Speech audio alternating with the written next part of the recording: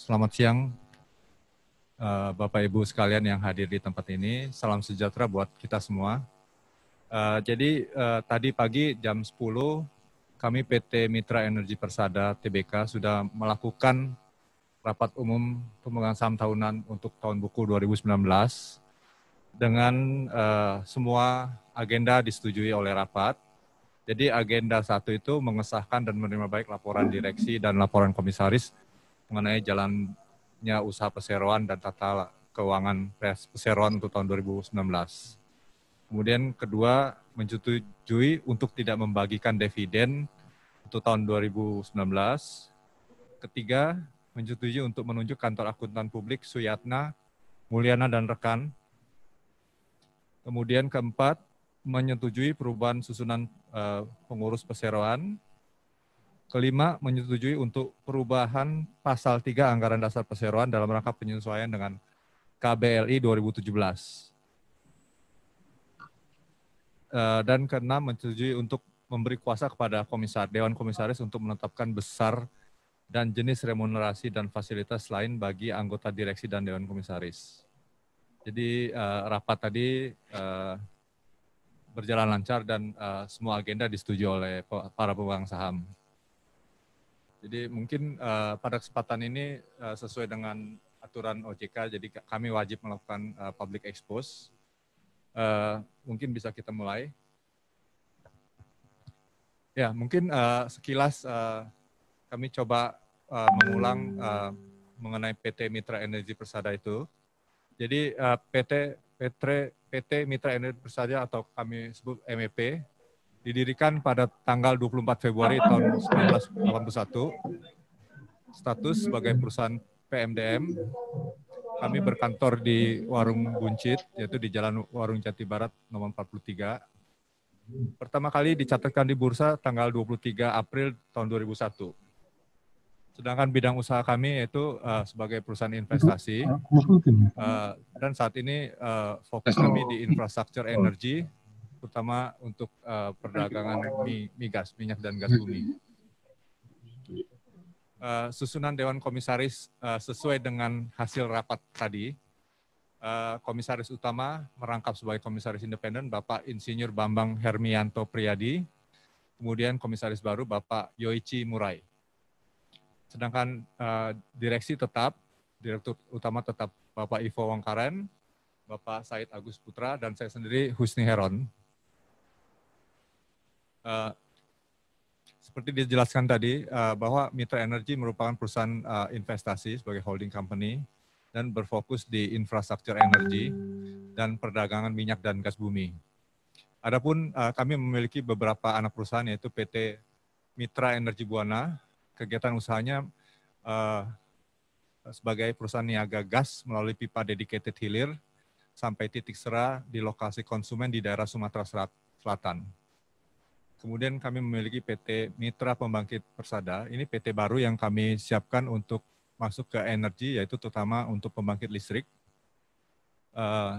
Dan kita memilih untuk pembangkit yang ramah lingkungan, yaitu gas saat ini.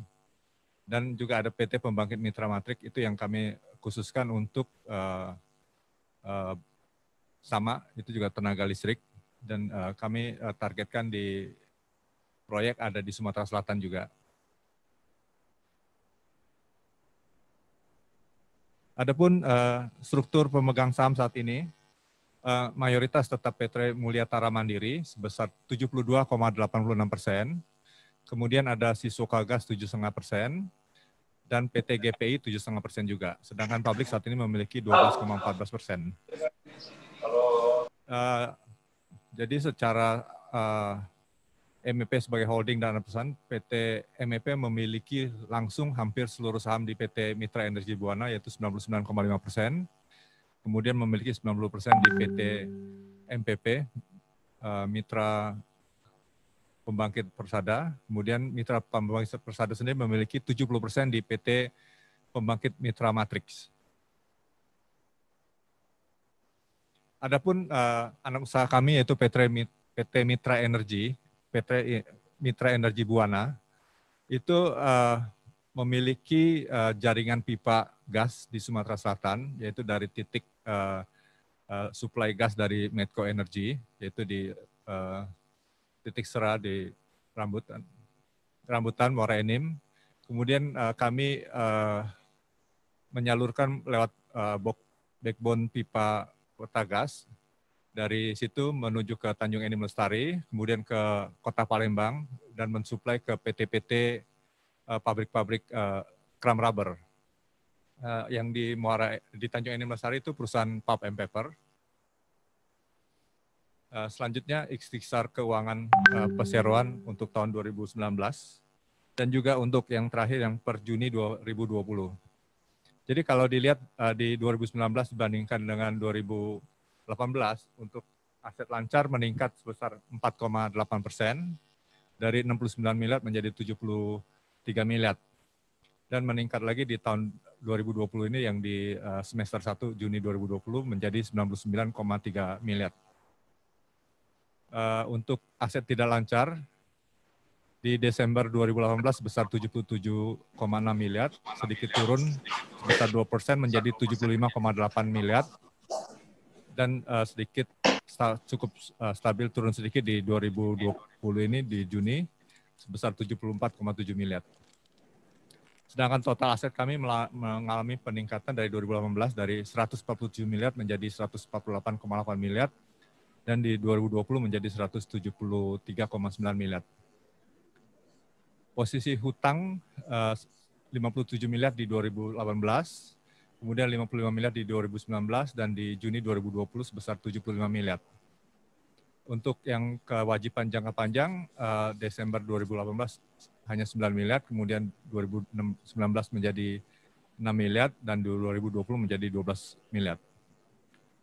Total kewajiban di 2018 67 miliar, di 2019 62 miliar, dan di Juni 2020 menjadi 87 miliar. Sedangkan ekuitas kami permodalan meningkat dari 80 miliar di 2018 menjadi 86 miliar di 2019, dan Juni 2020 menjadi 86,8 miliar.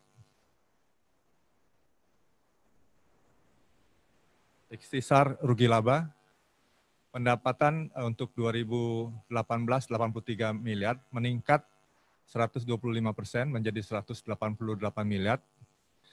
Kemudian di pertengahan 2020 kami tetap stabil di 97 miliar untuk 6 bulan pertama ini.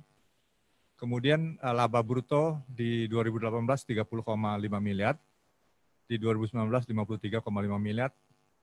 Sedangkan di 2018 kami rugi sebesar 63 miliar, tapi di 2019 membaik menjadi laba sebesar 14 miliar. Ada peningkatan sebesar 122%.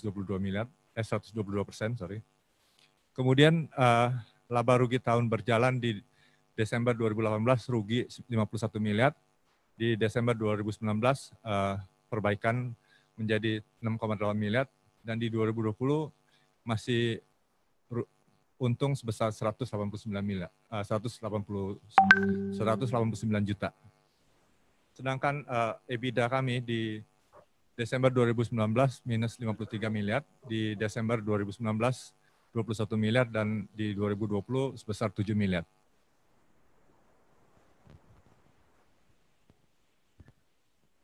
Adapun pada situasi saat ini yang di seluruh dunia mengalami pandemi COVID-19, perseroan tetap melakukan kegiatan usahanya dengan memperhatikan kebijakan dan peraturan dari pemerintah, dan juga melakukan strategi serta rencana dalam mempertahankan kelangsungan usaha dengan tetap mengoptimalkan laba usaha dengan satu, melakukan efisiensi biaya dan penghematan di seluruh aspek kegiatan usaha tanpa ada pengurangan pegawai atau memotong biaya pegawai. Dua, menambah konsumen melalui pipa maupun moda CNG dan teknologi cogeneration. Tiga, bersama-sama dengan Siswoka Gas, yaitu salah satu pemegang saham di PT MEP, kami mencari peluang investasi baru di bidang logistik, distribusi energi, dan pembangkit listrik.